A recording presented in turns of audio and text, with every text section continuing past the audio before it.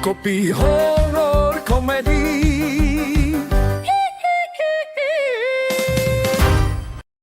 Oke, selamat datang di podcast Pangalarits. Ini kita akan membahas tentang pertanyaan-pertanyaan atau stigma-stigma yang muncul tentang Pangalarits. Pangalarits itu P-nya gimmick apa enggak? Sebelum kita sampai ke sana, kita mulai dulu dengan Pangalarits itu adalah kopi horor komedi, sebuah brand yang mengangkat komunikasi dengan horor dan komedi, tapi tetap jualan kopi. Jadi di Pangalarits kita ada roastery dan coffee shop. Roasterynya posisi di Kota Gede dan ada slow bar di Kota Gede. Lalu ada coffee shop juga buat yang konsep take and go di Babarsari. Kita namakan Pangalarits Gotham City. Nah, jadi dengan konsep horor komedi itu kami menyajikan kopi-kopi yang kami brand dengan tema horor. Kami menceritakan dan mengemas konten-konten kopi dengan balutan horor. Tujuannya biar semua lebih entertain. Nah, ide awalnya itu datang dari ketika saya pengen bikin satu brand kopi baru. Digambarkan ketika ada satu rombongan orang di ruang kerja pengen beli kopi pada saat jam istirahat. Lalu satu teman akan keluar gitu buat beli kopi. Pas dia balik dia akan bilang, "Habis dari mana?" "Beli Penglaris." Kata-kata itu cukup magis ya. Jadi bukan beli kopi tapi beli penglaris, seolah-olah dia membeli sesuatu barang yang bukan kopi padahal itu kopi. Tujuannya adalah pengen bikin ini jadi lebih entertain. Meskipun kami tetap pengen menyajikan kopi-kopi yang sangat serius. Tapi kami nggak pengen semua aktivitasnya itu terfokus hanya menyajikan kopi saja dan bercerita tentang kopi saja. Karena kita semua sudah bisa meminum kopi yang enak, kita sudah bisa mengakses kopi yang enak. Tinggal ada sesuatu yang unik lagi apa enggak buat orang meminum. Nah, kami memilih horror komedi sebagai bagian dari entertainnya. Meskipun apakah ini nanti akan ada sebuah pesan khusus, di awalnya didesain tidak, tapi ternyata pas berjalan ternyata membutuhkan sebuah pesan-pesan baru lagi. Banyak juga yang penasaran horor yang kami bangun di Pangalarits itu apakah benar-benar kejadian atau cuma gimmick. Nah, awalnya kami desain bahwa ini cuma gimmick. Jadi dalam 6 bulan pertama kami menjalankan Pangalarits, konsepnya itu cuma mengangkat kisah-kisah pamali. Misalnya maghrib masih di luar, terus duduk di depan pintu. Itu yang kami angkat, terus kami gambarkan dengan ilustrasi gambar lah. Lalu ketika kami memulai itu di Kota Gede, tepatnya pada tahun 2024 di bulan Januari, tanpa sengaja kami berada di satu bangunan yang cukup bersejarah, yaitu Rumah Indis. Biasa dikenal kalau orang-orang Jogja ataupun luar Jogja yang wisatawan akan mengenalnya dengan Rumah Pocong Sumi. Itu sebuah kebenaran yang tidak kami desain, yang mana akhirnya kami harus menyeriusin itu untuk menceritakan kisah tentang Pocong Sumi dengan versi kami. Artinya kami membawa sebuah cerita-cerita yang mencari tentang kebenaran. Apakah semenyeramkan itu? Apakah enggak? Jadi kami bisa mengajak tamu-tamu buat datang ke sana buat ngeliat langsung bahwa sebenarnya di balik ketakutan orang-orang, bahwa sebenarnya itu tidak ada yang harus ditakutin karena itu rumahnya bagus. Meskipun kita akan tetap punya perasaan bahwa oh ini tempatnya agak sedikit menyeramkan atau apa. Dan itu wajar karena itu sudah kosong dari tahun 46. Tapi kami tetap membawa orang-orang berdasarkan pengalaman atau cerita-cerita yang sudah menyebar tentang horor, kami bawa ke depan langsung. Jadi awalnya jadi slow bar, kami kembangkan jadi adrenalin bar karena orang-orang harusnya ngopi deg-degan karena kopinya, ini deg-degan karena takut. Ketika kami buka di Kota Gede, pengalaman mistis itu sempat juga terjadi di beberapa tim. Kayak dia pertama kali ngerosting di Kota Gede, tahu-tahu colokannya itu bisa langsung dilepas gitu. Ada momen juga kami pernah habis malamnya kami mediasi, karena kami ada tim Astra namanya. Habis mediasi sama satu sosok pocong di daerah sini. Ketika kami habis mediasi sama dia kayak seolah-olah marah gitu. Nah, besoknya mesin kami error. Ternyata setelah kami datang itu kami pegang mesinnya ternyata tahu-tahu nyala. Itu sesuatu yang hal-hal yang di luar dugaan. Dan karena itu sudah sesuai dengan brand, teruskanlah. Pemilihan tempat juga sebenarnya bukan didesain dari tempatnya harus horor dulu atau harus punya nilai sejarah dulu. Karena fokus kami adalah tempatnya harus bisa bayar bulanan. Lalu biasanya ketika ada case-case di Jogja, ada tempat-tempat yang ternyata affordable gitu. Tantangannya bukan pada membayarnya, tapi pada sisi-sisi lainnya. Nah, seperti Kota Gede harusnya kami bisa buka lebih awal, harusnya udah dari tahun lalu segala aktivitas marketing untuk Slowbarnya bisa berjalan, tapi ada satu lain hal, kami harus fokus buat cari tempat baru, nggak bisa melanjutkan di kota gede. Akhirnya kami bikin di Gotham City, yang mana kami coba cari-cari juga itu horornya, karena bukan didesain dari horor dulu, desain dari yang mana bisa bayar bulanan. Jadi ada di sana kami cari-cari horornya. Ternyata nggak ada horornya, dan bertepatan di sana adalah bagian dari SCBD-nya Jogja Utara. Aneh. Jadi kami namakanlah itu Gotham City, yang mana kalau di kota gede itu yang menyeramkan itu adalah yang tak terlihat. Kalau di Gotham City yang menyeramkan malah yang terlihat.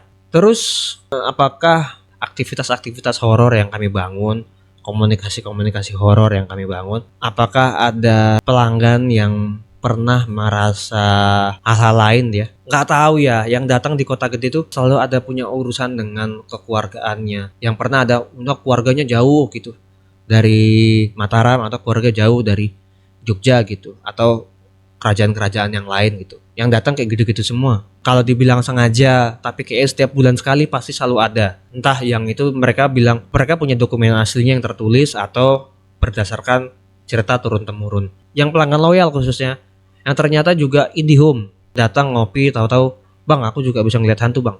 Jadi akhirnya nama yang kami bangun tentang horror komedi, orang-orang yang datang juga punya sense itu. Mungkin nama adalah doa. Kami perkuat juga dengan produk-produk yang kami sajikan punya penamaan yang sama. Misal kami punya tagline tentang Pasar Kliwon, yang mana setiap tanggalan Kliwon kami memberikan diskon untuk orang yang beli roast beef kami. Terus kami juga bikin agenda jalan-jalan Kliwon. Jadi setiap tanggalan Kliwon kami bikin agenda jalan-jalan keliling kota gede.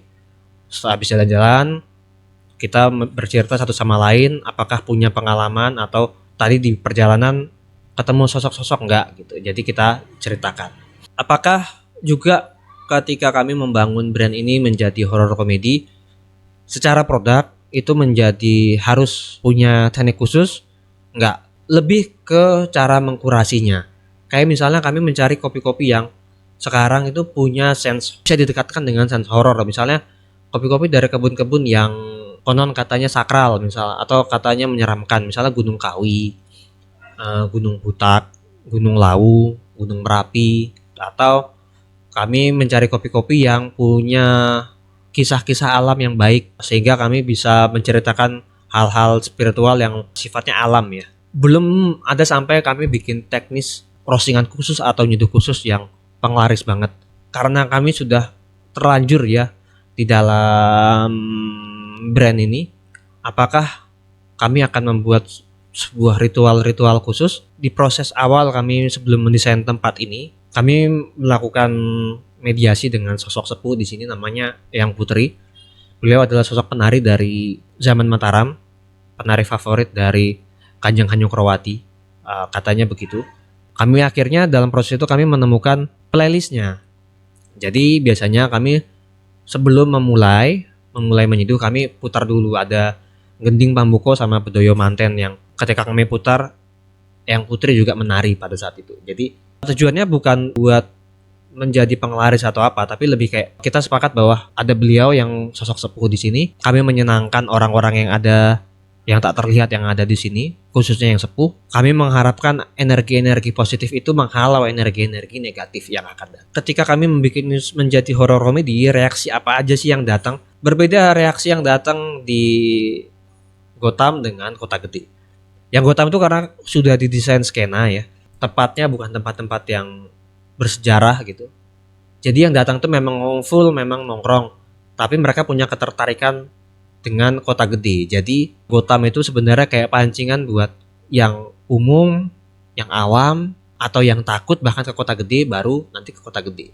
Lalu apakah ketakutan-ketakutan yang kami kemas itu, atau cerita-cerita horor yang kami kemas itu bikin pelanggan takut? Kalau cerita ini atau komunikasi yang kami bangun bikin pelanggan takut, kami cukup happy karena berarti komunikasi kami berhasil. Tapi belum pernah sampai sejauh ini ketakutan yang mereka bikin mereka nggak datang lagi. Kebanyakan sih yang takut tuh akhirnya kita tetap ngobrol. Kami memberikan penjelasan-penjelasan rasional kenapa mereka sebenarnya nggak harus takut. Akhirnya kami nambah teman baru nambah pelanggan setia juga karena mereka dapat alasan yang jelas kenapa mereka harus nggak takut. Yang berat itu ketika kami harus terus-terusan pada dalam ranah horor. Untuk menyeimbangkannya kami harus mencari komedi. Nah, mengkomedikannya adalah mematahkan itu bahwa horornya itu adalah bagian dari metafor kopi kami buat. Baru kami patahkan dengan teknik-teknik punchline stand up komedi atau apapun. Jadi kami tidak melupakan bahwa kami jualan kopi. Repot juga kalau nanti tiba-tiba horor terus, tahu-tahu jadi kayak jurnalis apa Sarah Wijayanto gitu, nggak jualan kopi kami jadinya. Kami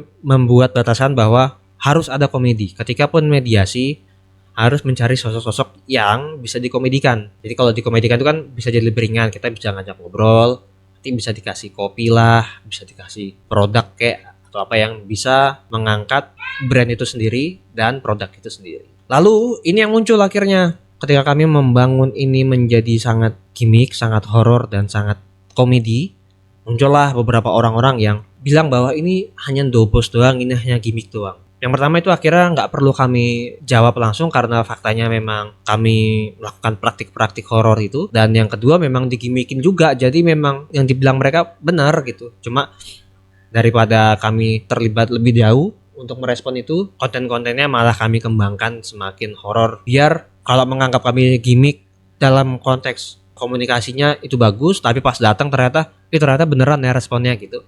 Nah itu semakin bagus dan itu yang pengen kami harapkan. Setelah kami mengembangkan horor komedi untuk roastery dan coffee shop, plan kami adalah membuat kemasan horor komedi ini dalam produk lain yang menunjang brandnya. Salah satunya adalah produk makanan. Saat ini belum benar-benar terlaksana sempurna, tapi beberapa ide sudah kami persiapkan dan mulai R&D. Salah satunya kami sudah selesai R&D tentang sourdough cranberry chia cheese, tapi kami rubah dengan krim mawar. Jadi krim mawar itu merepresentasikan salah satu dari kembang 7 rupa atau di kembang setaman. Jadi pengennya nanti akan ada 7 jenis roti yang mewakili setiap rasa dari kembang setaman itu, dan setiap kembang setaman memiliki ceritanya masing-masing. Jadi itu akan didukung dari produk makanan. Lalu kami juga akan mendesain sebuah karya musik yang akan mewakili cerita-cerita yang kami dapatkan entah dari sosok-sosok yang kami temuin atau cerita-cerita sejarah yang kami temuin atau bagian dari intellectual property yang kami kerjakan seperti Pasar Kliwon atau Jalan-Jalan Kliwon. Tapi ini sedang proses dan prosesnya cukup panjang. Tinggal teknisnya apakah antara kami harus membuat itu menjadi benar-benar sangat eksperimental atau dikerjakan dengan konvensional, yaitu bikin satu grup musik dengan materi yang udah ada saat ini. Selain itu kami juga akan mengembangkan event-event terkhusus Jalan-Jalan Kliwon keliling kota gede, yang mana event itu nantinya nggak akan hanya cuma jalan-jalan, tapi bisa dikembangkan juga di sesi keduanya. Selain mediasi, kita bisa ganti mediasi dengan misalnya spooky dinner, atau kita bisa ganti dengan pertunjukan tari, kita bisa ganti dengan pertunjukan musik yang tematiknya horror komedi, atau kita bisa ganti dengan pertunjukan stand up komedi gitu yang horror gitu. Nah, jadi pengembangan yang kami kerjakan bukan cuma hanya di kedai kopi, tapi di aktivasi-aktivasi lainnya yang akan menunjang horror komedi ini. Akan jadi beberapa kemungkinan, apakah Pangalaris dikenal sebagai brand kopi atau Pangalaris akan dikenal sebagai brand horror komedi. Harapannya adalah kami dikenal sebagai brand kopi yang punya produk bagus dan penyampaian yang menarik, berbeda dari yang lain. Pun peluang-peluang lainnya dari produk-produk lain dari aktivasi horror komedi tidak menutup kemungkinan kami untuk dikenal sebagai horror komedi. Seperti podcast ini. Jadi kalau ada mau brand masuk boleh. Sini boleh. Jadi kalau ada teman-teman yang pengen menikmati kopi ini, kopi-kopi horror komedi, bisa datang di Kota Gede. Kalau mau jalan-jalan bisa pas Tanggalan Kliwon, atau yang takut bisa ke Gotham City dulu. Sampai ketemu di podcast berikutnya. Bye.